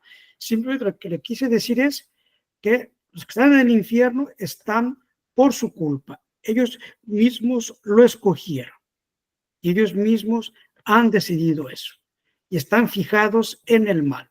Ya su voluntad está fija en el mal. Sí, dígame. Bueno, por otro lado, lo que no comparto es que Dios creó el infierno, ¿Por qué no? porque si voy al Génesis, al sexto día terminó la creación y vio Dios que todo era bueno. Y el infierno no es bueno. El infierno y el mismo Satanás no son buenos. No, Satanás renegó por sí, soberbia. Y entonces, como Dios vio que todo era bueno, él no pudo haber creado el infierno. Esa es mi conclusión. Y en eso difiero, padre. sí, no me parece muy bien. Así tenemos que ser entre nosotros. Pues mire, ya una primera respuesta, y voy también a buscar sobre eso, es, como sabemos, en la Biblia no se habla no se habla de una manera literal y directa de la creación de los ángeles en general. Como ustedes saben, Dios crió a los ángeles al principio. Al principio eran todos los ángeles, había únicamente todos los ángeles, ¿no? ¿Sí? Y con la prueba que Dios les dio, que según algunos comentadores o padres de la iglesia, les reveló la encarnación del Verbo, y que tenían que estar sometidos a él. Entonces ahí una parte de los ángeles se rebelaron. Pero ¿cuándo creó Dios a los ángeles? Eso no está dicho de una manera directa en la Biblia. Sin embargo, sabemos, es un dogma de fe, que los ángeles también son criaturas de Dios. Incluso también los demonios, ¿no? Dios no los hizo demonios, ellos hicieron demonios. Entonces, lo que dicen muchos es que algunos padres de la iglesia, intérpretes, dicen que cuando en el Génesis se habla que Dios hizo la luz, que ahí en ese momento fue la creación de los ángeles. Pero bueno, ese punto no es una explicación unánime del momento de la creación. Entonces, lo que Dios hizo el mundo visible y ya en ese momento ya existían los ángeles. Y ya en ese momento, ya una parte de los ángeles se había revelado. ¿Por qué? Por eso el demonio pudo tentar a Adán y a Eva al principio. Entonces, ellos se rebelaron contra Dios. Dios a los ángeles buenos los mandó al cielo, digamos, se los llevó al cielo, los premió con la visión beatífica de la Santísima Trinidad y la vida eterna. Y para los ángeles, ¿en dónde? Yo estoy respondiendo de una manera, vamos a decir, lógica, no de una manera, digamos, teológica, de una manera lógica. Sabemos que el infierno existe, que el infierno existe, y en el infierno hay llamas de fuego, lo cual también es un misterio, ¿no? Cómo las llamas del infierno pueden atormentar a los ángeles, incluso a los condenados, pues que aún no tienen cuerpo, ¿no? Tendrán el cuerpo hasta la resurrección final, después de la resurrección final, pero también es una enseñanza constante que en el infierno hay llamas de fuego. Entonces, y eso existe. Entonces, cuando Dios, por un lado, se llevó a los ángeles al cielo, a los ángeles fieles al cielo. Y a los ángeles malos, le pregunto a usted, ¿a dónde se fueron? Mire, ya mi última intervención, padre, porque yo vengo de ranchero medio alfabetizado. Y como diríamos allá en mi pueblo, si he sabido, ni nazo. Pues creo que sí. No, todos venimos así, ¿no? Aquí todos somos, estamos para aprender unos de otros. Y sus intervenciones, objeciones o correcciones, créanme que la recibo con mucha gratitud, créanme, ¿eh? Y nadie, todos podemos aprender de todos. Eso está claro, yo lo tengo claro. Pero, pues sí, digan, mire, yo voy a buscar profundizar sobre ese tema de la creación del infierno, ¿sí? Para responderle con más seriedad o de una manera más completa. Pero sí, lo que usted dice, le confieso que sus objeciones dan a pensar, ¿no? Porque usted dice, bueno, Dios vio que todo era bueno. Bueno, y entonces, bueno, si todo era bueno, el infierno no era bueno, ¿no? Pero aquí tal vez de una manera un poquito, vamos a decir, pues ya viendo demasiado, el infierno en sí también es una cosa buena, ¿no? ¿Por qué? Porque eso pone en relieve la justicia de Dios y que el mal no queda impune. Entonces, el hecho de que el infierno exista, cuando Dios castiga a alguien, es mal para la persona que recibe el castigo, pero en el orden divino es una cosa buena, porque está claro que Dios no hace nada malo. En eso pues estamos de acuerdo. Entonces, tal vez la respuesta a su pregunta o a su duda sería pues que el infierno, a pesar de que es un castigo y que, le repito, no tendrá fin, el diablo no tiene redención, ni los condenados van a salir nunca de ahí, estarán ahí por toda la eternidad, pero el infierno como un lugar en el que Dios castiga a los que no quisieron servirlo, ángeles y hombres, castiga el mal, castiga el pecado, en eso es bueno. Es como, vamos a decir hoy en día, las cárceles son una cosa buena, ¿no? Las cárceles para los criminales, pero son buenas, ¿no? Es una cosa buena para la sociedad. Claro, es una imagen muy pálida, muy pobre, pero pues porque eso no únicamente protege a los ciudadanos que son que son justos, también la cárcel pues manifiesta la justicia, ¿no? El orden, ¿no? El orden que debe tener una ciudad, un pueblo, un país bien constituido. Entonces, el infierno, yo pienso que podemos decir que con toda su crueldad y que es un castigo, en el orden general de la divina providencia, en ese sentido es una cosa buena, ¿no? Y termino con una cosa antes de darles la palabra a ustedes. Como ustedes saben, pues hay un principio de metafísica, ¿no? Todo lo que existe tiene algo bueno. Es un principio de metafísica, ¿no? Toda cosa por el hecho de existir es buena, aunque moralmente sea mala, ¿sí? El ser es una de las trascendentales del ser, el bien. Entonces, el infierno, por el hecho de que existe y que es un ser, un ente, pues también participa de eso, ¿no? ¿Y de qué manera? Pues yo pienso que podemos decirlo, ustedes me corregirán, porque pone de manifiesto la justicia de Dios, porque pone de manifiesto, pues, la misericordia de aquellos que se salvaron, porque pone de manifiesto el valor infinito de la redención de Cristo, que por su muerte nos liberó de ahí, que por sus méritos podemos ir a la vida eterna. Sí, dígame, Bernardo, ¿usted quería preguntar algo? No, si quiere primero el doctor. Sí, Sí, sí doctor, dígame. pero si quiere primero el doctor Arroyo, si quiere. Muchas gracias, maestro.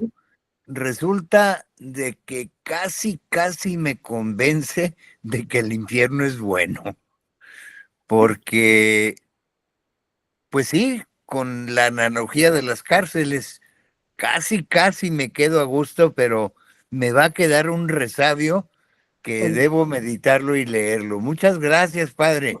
Pues mire, yo también voy a profundizar eso y le agradezco porque todos aprendemos. Bueno, mire, ahora vamos a ir a una última cosa Bueno, importante. yo nomás, padre, nomás una cosita.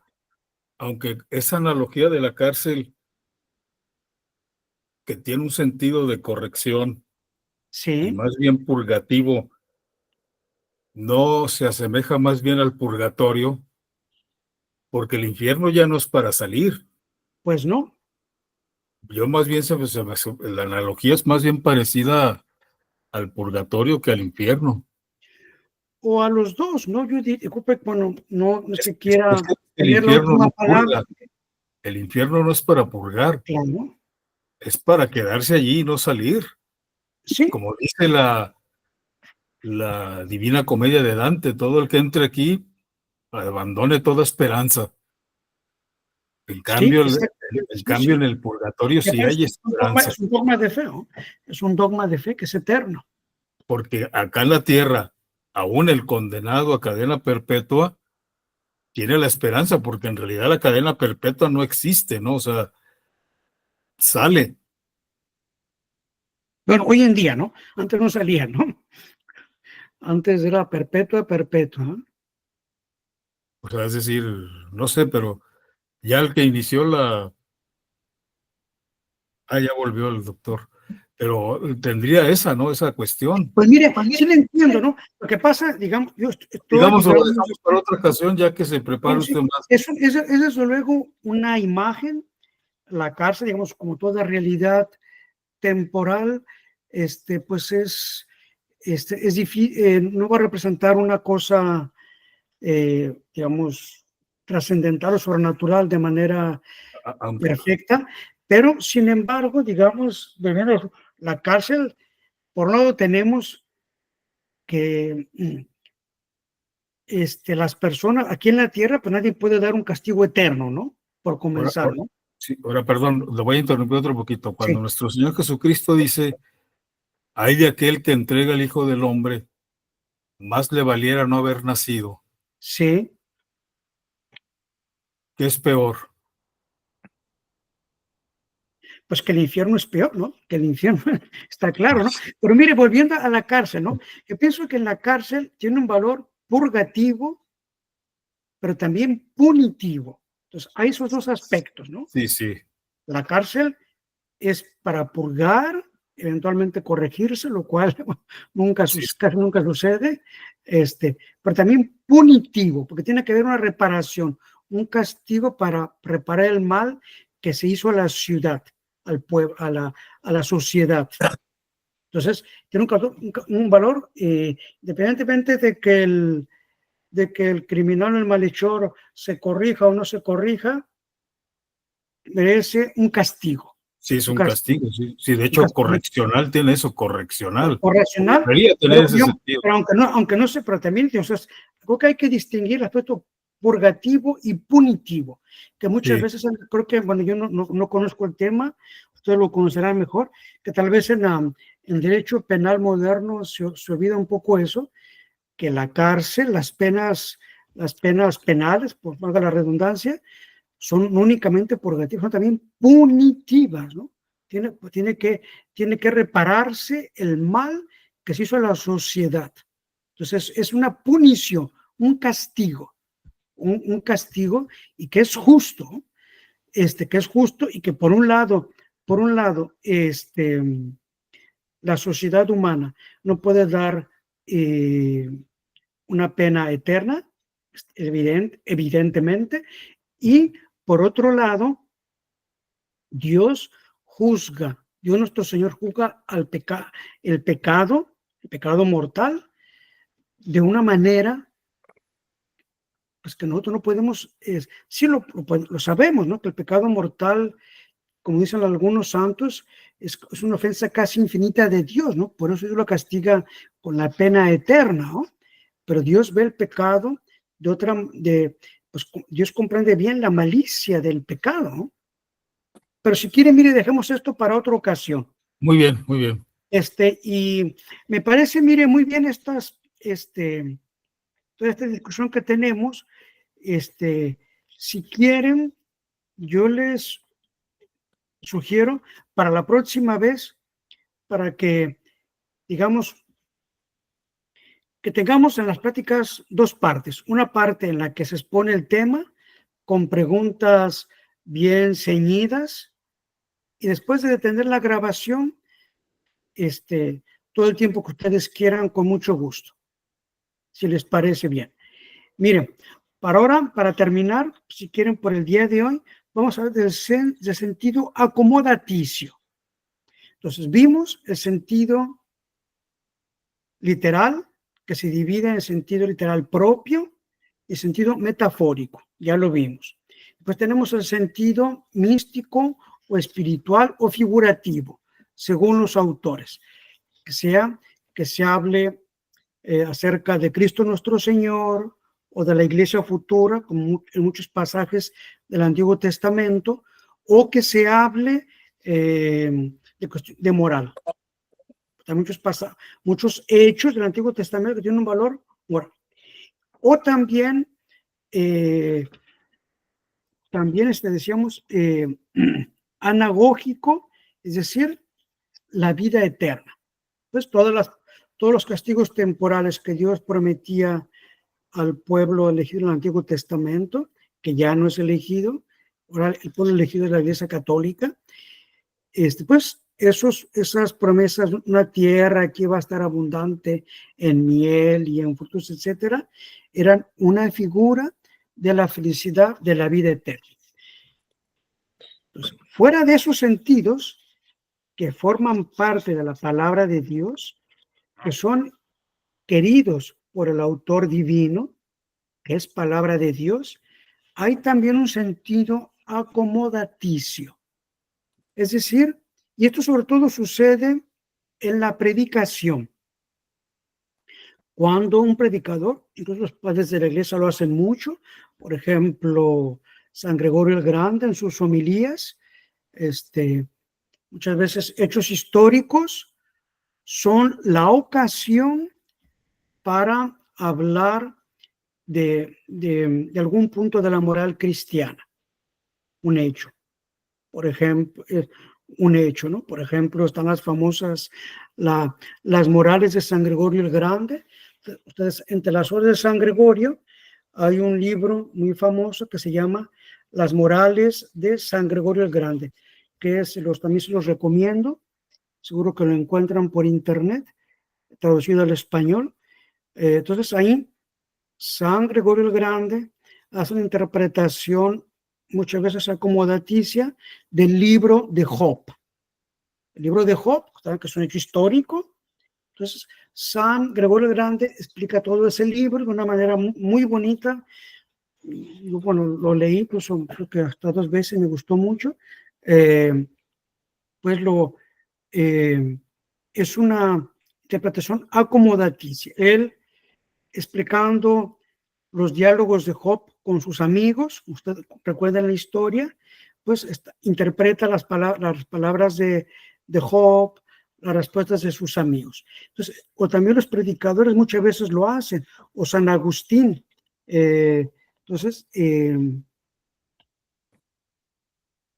aquí es un sentido que no es revelado, no forma parte estrictamente hablando de la palabra de Dios, pero que es legítimo, los padres de la iglesia lo han utilizado, siempre y cuando el tema que uno quiere exponer y que toma como ocasión un pasaje de la Biblia haya una relación, que no sea totalmente arbitrario.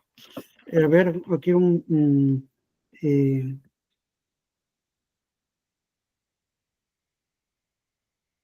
a ver.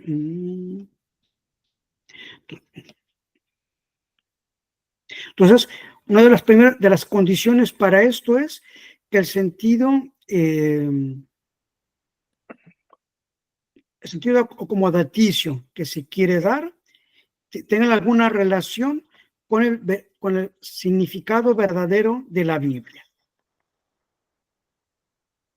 Y otra regla es que este sentido acomodaticio, que se usa mucho en la predicación, muchas veces los padres de la iglesia lo usan, pues no tiene estrictamente hablando un valor dogmático. Simplemente, digamos, se utiliza la Biblia para pues para exponer alguna doctrina cristiana, muchas veces sobre todo de moral cristiana. Miren, quiero proponerles una cosa, visto la hora, ¿no? Ahora nos faltan las reglas de interpretación, que también es un tema importante, pero para hacerlo bien no podemos hacerlo rápido. Entonces yo les propongo que las veamos en nuestra próxima charla, en nuestra próxima sesión. ¿Qué les parece? ¿Les parece bien? Sí, Pater, yo Está muy bien. estaba Muy también bien. pensando en eso, por el tiempo y son esenciales, por decirlo, lo Claro, ponemos porque para la próxima. de hecho, uno de los puntos más importantes, el punto más importante del tema que estamos tratando. Entonces, y esto, de hecho, va a aclarar muchas de las preguntas que ustedes hicieron, intervenciones muy interesantes, les agradezco. También me dará tiempo, pues, para completar cosas que pregunté. Y en el grupo que tenemos pueden, pues, preguntar o objetar o corregirme. Entonces, si quieren, miren, vamos a hacer así. La próxima vez vamos a ver las reglas de interpretación. Doctor Arroyo, ¿usted quería preguntar algo con respecto al tema al sentido acomodaticio? No, ya para... Bueno, pues si No, quiere, mire, voy a cortar la grabación y ya, bueno, entonces nos vemos la próxima vez. Vamos a hablar de la interpretación. ¿cuándo será?